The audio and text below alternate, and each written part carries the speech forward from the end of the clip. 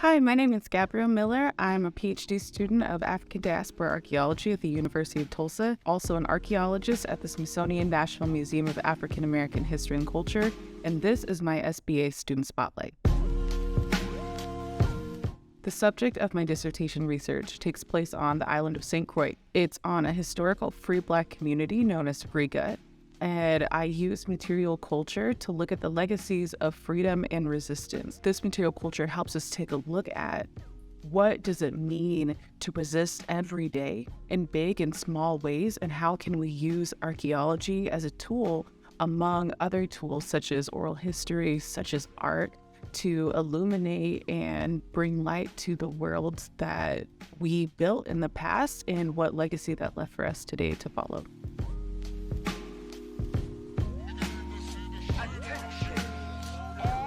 Yeah, so I started studying archaeology.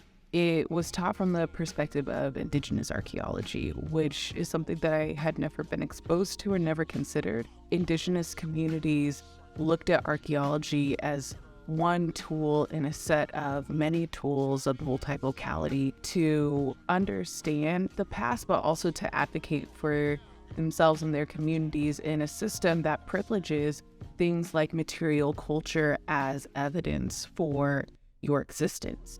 For people all across the African diaspora, we don't have necessarily tribal sovereignty, and so we don't have the same laws that both protect and restrict us. However, we can look to other marginalized communities and the legacies that we have of resilience and resistance to use all of the tools at our disposal to tell our stories. These materials are witnesses to the lives that we live, to the stories that we tell, to the joy that we felt, can bring a sense of understanding to people both within and outside our communities that we're more than the history of enslavement, that we're more than a history of pain, that resilience comes out of a space of deep love. So I am an archaeologist and a program specialist at the National Museum of African American History and Culture. My position exists within the Center for the Study of Global Slavery. We have several initiatives within that look at the history of Africa, of the diaspora, and the world that enslavement created and shaped the way our world looks like today. My role as an archaeologist and also as a diver is to look at these histories both on the ground and underwater, and to bring the material culture into a curatorial scope, but also into a research scope, also into a training scope. One of our main initiatives is the SlaveX project, and in that project, I do a lot of work along with our global collaborative partners to train the next generation of archaeologists. I also see it as a role that exists to create space for more of people like me who I wish were in this field, who should also have the opportunity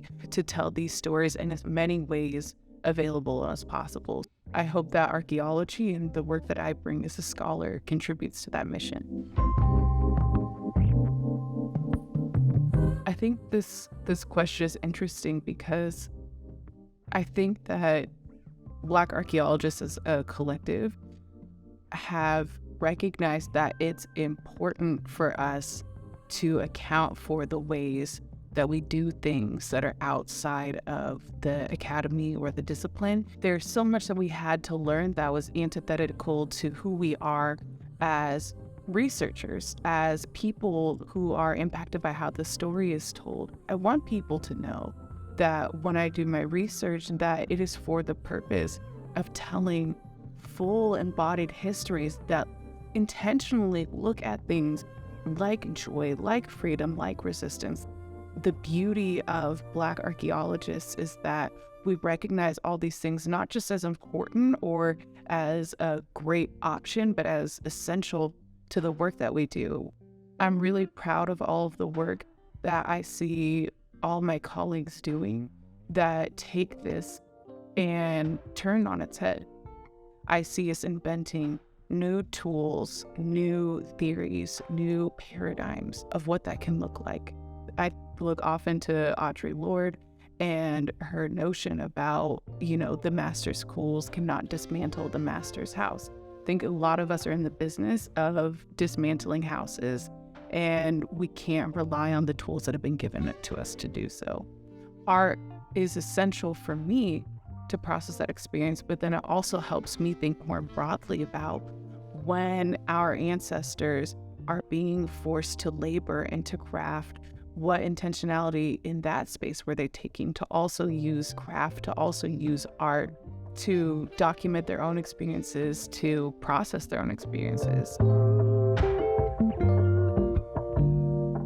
Recently, as part of the SAAs, there was a poll taken amongst different people in different segments of the field of archaeology that looks at what is important for the future of archaeology. And there is a huge disparity between the interests of the students coming into the field and those who are in these other sectors. Non-students really favored the importance of what training and technology looked like in the future of our field. This was important for us to invest in.